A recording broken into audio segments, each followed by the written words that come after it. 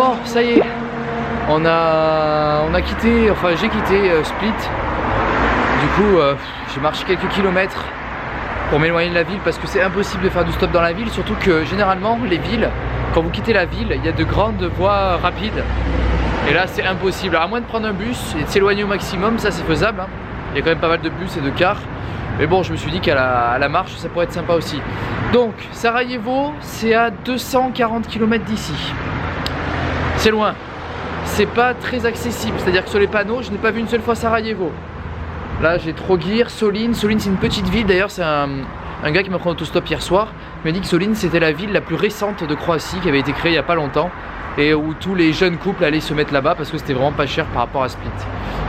Après il y a Zagreb, bon Zagreb la capitale, Rijeka j'y étais, et Sinj qui visiblement est une petite ville pas très loin d'ici, donc il faut que je vois, de toute façon il faut que j'aille dans cette direction là, vers là-bas. Donc voilà, après j'ai mon GPS et puis on va le suivre, mais c'est éprouvant, là il est midi, voilà il est midi, je vais à peine sortir de la ville, donc bon, j'ai visité un peu forcément.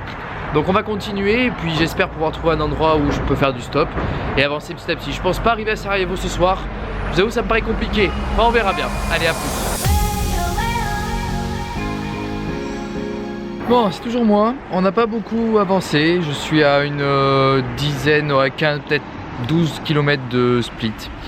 J'ai fait que marcher en fait, je me suis arrêté à une station-service et puis j'ai demandé un petit peu aux gens, mais visiblement personne n'allait vers où je vais. Du coup j'ai un petit peu marché sur l'autoroute, en fait il y avait une voie qui était fermée de l'autoroute, du coup j'ai marché, puis à moi il y avait un tunnel et je voyais qu'il y avait des gens qui faisaient des travaux à l'intérieur. Je me suis dit non, je vais quand même pas passer par là, je risque de me faire repérer et tout, d'avoir des problèmes. Du coup je suis remonté sur la droite, il y avait une petite route et je suis vraiment dans un endroit mais complètement paumé. Et j'ai fait quelques courses, regardez, j'ai acheté 3 trucs. Une salade de thon, des pois chiches, très bon les pois chiches, une petite bouteille avec de l'eau avec du thé, des biscuits au chocolat pour endurer et puis du pain d'ailleurs que je vais goûter maintenant. Ah, mais très bon. Voilà, du coup ben, je vais manger puis je vais continuer, essayer de faire du stop sur la route qui est pas très loin pour essayer de rejoindre une route un peu plus grande. Ok les gars, bon. Je suis à la frontière de la Bosnie, il est 6 heures passées. Ça s'est bien passé, disons. J'ai été pris par quelqu'un qui m'a amené, donc en gros, je vous explique. Donc j'ai fait un petit détour, j'ai mangé, j'étais pas très loin de Split, j'étais à une dizaine de kilomètres.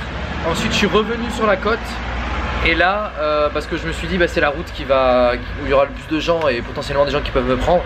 Et là il y a une personne formidable qui s'appelle Andrea, qui m'a pris de à peu près Split jusqu'à Poce, qui est une ville en gros quasiment à la frontière de la Bosnie, parce qu'en fait sur l'île, enfin je vous montrerai sur la carte, en gros vous voyez dans cette partie là, ça redevient la Bosnie, ça devient la Bosnie et après ça redevient la Croatie pour aller vers Dubrovnik. Moi je pouvais pas passer par là parce que pour aller en Bosnie, mais plutôt vers les terres, vers Sarajevo, il fallait que je prenne plus à l'ouest. Du coup il m'a laissé à Poce où là j'ai pu aller à Metković. Je suis actuellement à Metković, c'est encore en Croatie, je suis à peut-être 1 km 500, 2 km de la frontière, donc je suis vraiment à côté de la frontière. Je vais pas y aller maintenant parce que la nuit est tombée et qu'est-ce que je vais faire en Bosnie? J'ai pas d'argent, j'ai pas de monnaie bosnienne en fait, parce qu'il y a une monnaie particulière, j'ai des kunas croates, donc je vais continuer avec ça ici. Je vais dormir dans une auberge de jeunesse, je pense, j'en ai trouvé une à côté, je vais voir si c'est pas trop cher. Et je vais pouvoir faire plein de montages. Et aussi il y a un truc assez bien, c'est que bon, je pense peut-être que vous l'aurez vu avant, je sais pas en fait, mais en gros j'ai ma copine qui me suit pas mal. J'ai ma copine qui me suit pas mal depuis Taïwan. Et du coup elle m'a dit ouais, ce serait une bonne idée de parler de ton projet à des assos ou à des radios ou quoi. Et du coup ce que je vais faire ce soir, c'est que je vais rédiger peut-être 1-2 pages de mon voyage, d'expliquer pourquoi je fais ce voyage, tout ça. Et peut-être que ça pourrait m'ouvrir vers d'autres horizons et faire parler de mon voyage. N'hésitez pas d'ailleurs vous à partager mes vidéos et à parler de ce que je fais. Ça pourrait être intéressant pour ceux qui peut-être ont des idées, ont des envies ou veulent découvrir des pays. Là je suis arrivé en fait, donc après, oui je vous ai dit, j'ai trouvé quelqu'un pour Metković, il y avait quoi, peut-être 10 km. Dès que je suis descendu, 2 minutes après la police est arrivée. Papier s'il vous plaît, qu'est-ce que vous faites, vous venez d'où, vous allez où? Ouais, moi je réponds franchement, hein, je suis français, je vais à Bangkok. D'ailleurs la petite particularité d'Andrea, c'est qu'on a parlé en espagnol tout le temps. Voilà, il m'a offert d'ailleurs un petit truc, je vous mets en photo là. Il était hyper adorable, d'ailleurs j'ai encore... c'est une sorte de... ça s'appelle Burek. Burek, en gros c'est une sorte de... Comment expliquer? Un truc avec de la pâte feuilletée j'imagine. Je sais pas si vous verrez, bon c'est un truc au fromage. Et il paraît qu'en Bosnie ça se mange pas mal ça. Du coup il m'a offert ça plus un autre burek mais sucré. Et un chocolat avec de la chantilly. Donc super sympa franchement Andrea, merci beaucoup. Ok les gens, voilà, nouvelle vidéo, nouveau jour. Nous sommes le 20 mars aujourd'hui, mercredi 20 mars. Et je viens de sortir de la chambre d'hôtel, enfin l'auberge de jeunesse plutôt. J'étais seul cette nuit, donc plein de dortoirs mais j'étais seul. Donc du coup c'était vachement bien. Je viens de sortir du change. Je viens d'échanger les quelques monnaies qui me restaient de Kuna. Du coup j'ai échangé contre des billets des sous de Bosnie. Alors je sais pas du tout comment ça s'appelle, j'ai dit Bosnian Money et il m'a donné ça. Donc j'avais 408 avec des pièces aussi d'ailleurs, j'avais 408 kuna et il m'a donné du coup 106 environ, 106 monnaies bosniennes. Donc voilà, c'est cool. Et maintenant au moins je vais pouvoir aller à la frontière. Je suis vraiment pas loin, hein. Je vous ai dit la dernière fois, je suis à un quart d'heure, 20 minutes à pied de la frontière. Du coup on va y aller, c'est parti. Stop 150 mètres. Stop Karina douane 100 mètres.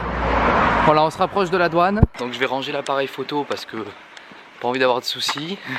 Simplement dire que s'il me pose des questions que je voyage en Europe. Voilà, je vais pas dire que je vais voyager Bangkok, Taïwan et compagnie, on sait jamais. Ça pourrait éveiller des soupçons et me faire ficher une nouvelle fois comme en Italie. Et on va quitter le territoire croate pour rejoindre le territoire bosnien. J'ai hâte. Je vous dis juste à tout à l'heure, juste après être passé la douane. À toutes.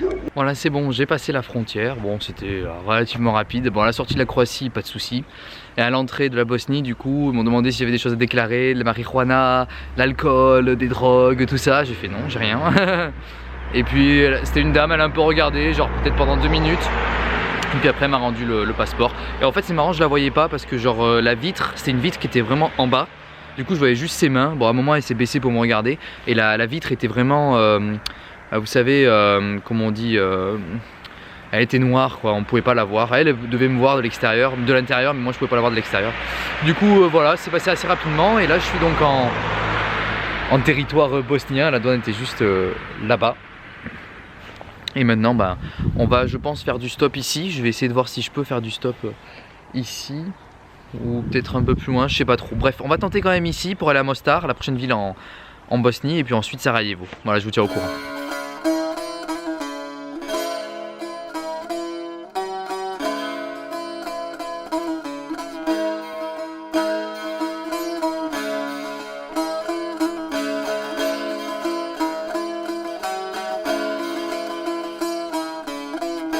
Et voilà, nous sommes arrivés à Mostar.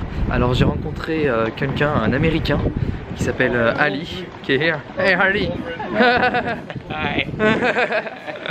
Et super sympa, en gros il vient des États-Unis et il allait en direction de Mostar et notamment après Sarajevo. Du coup c'est trop cool parce que je vais pouvoir être à Mostar, visiter un petit peu et puis ensuite on ira à Sarajevo.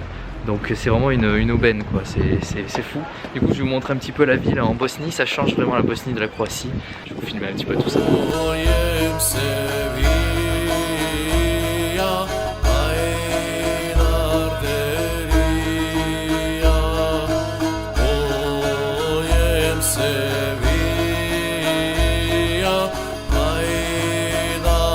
Voilà, là on est à Mostar toujours, on s'est posé dans un petit resto et du coup on va manger voilà, des petits plats assez traditionnels. Bon, il y a beaucoup de viande ici, du coup pas trop le choix de manger de la viande.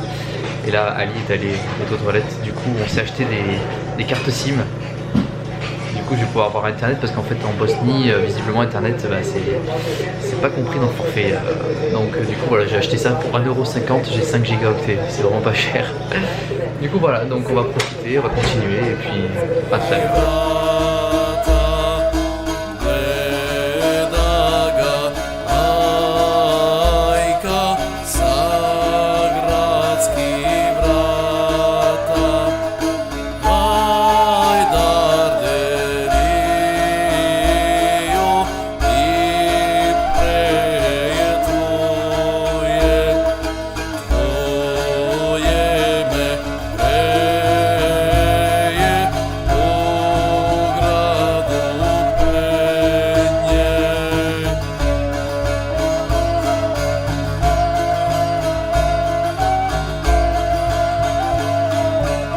Voilà, nous voilà en haut, on voit Mostar de loin, donc c'est magnifique.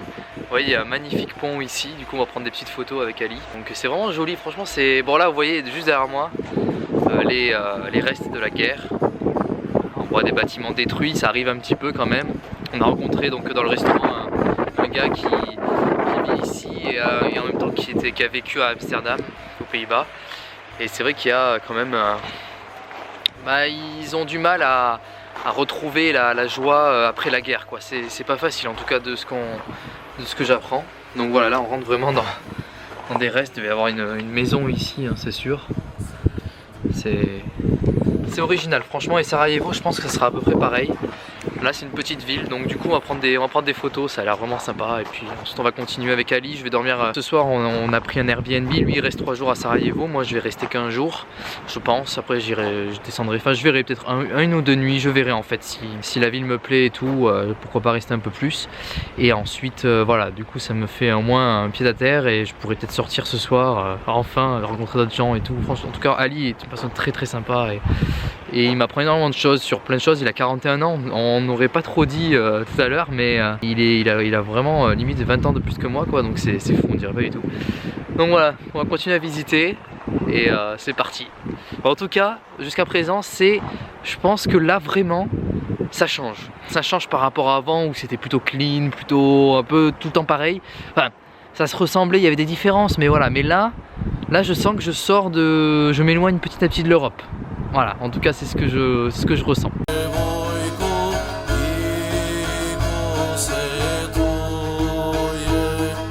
Voilà, on est sur un pont qui a été reconstruit après la guerre, sûrement après 93, un truc du style. C'est un pont qui datait d'il y a 500 ans, donc c'était vraiment un vieux pont.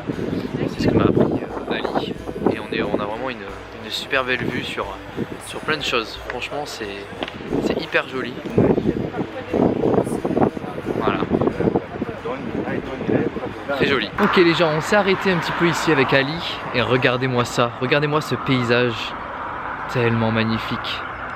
Toujours en Bosnie-Herzégovine en direction de Sarajevo, nous sommes à peu près à 1 heure de Sarajevo. Bon, les routes sont pas hyper rapides, du coup on met un peu de temps pour faire pas beaucoup de kilomètres finalement. Very beautiful.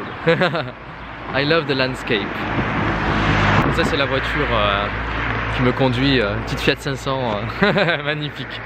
Franchement c'est super cool, c'est impressionnant. Et il y a les montagnes, la neige derrière, ce lac, cette étendue d'eau, je me dis que c'est une sorte de lac.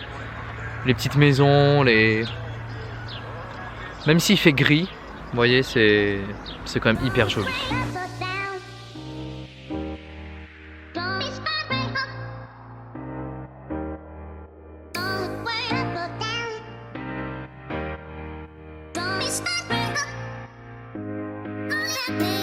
Donc voilà, nous sommes arrivés dans l'appartement.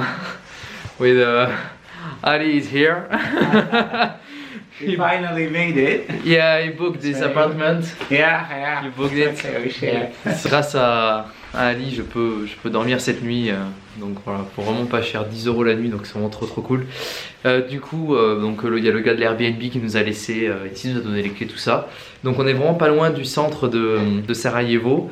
Donc franchement c'est hyper cool ce qui se passe aujourd'hui, je suis super content. Moi je vais pouvoir bien dormir cette nuit, bon sur le canapé, mais c'est tellement le luxe pour moi par rapport à la tente. Bon, l'auberge de jeunesse aussi c'est pas mal. Et donc voilà, demain on visitera Sarajevo, prendra des photos tout ça, avec Ali évidemment. Puis ensuite je verrai si je pense que je resterai peut-être la nuit d'après, peut-être je repartirai un jour après, je sais pas trop. En tout cas pour l'instant on profite et puis voilà, on continue l'aventure.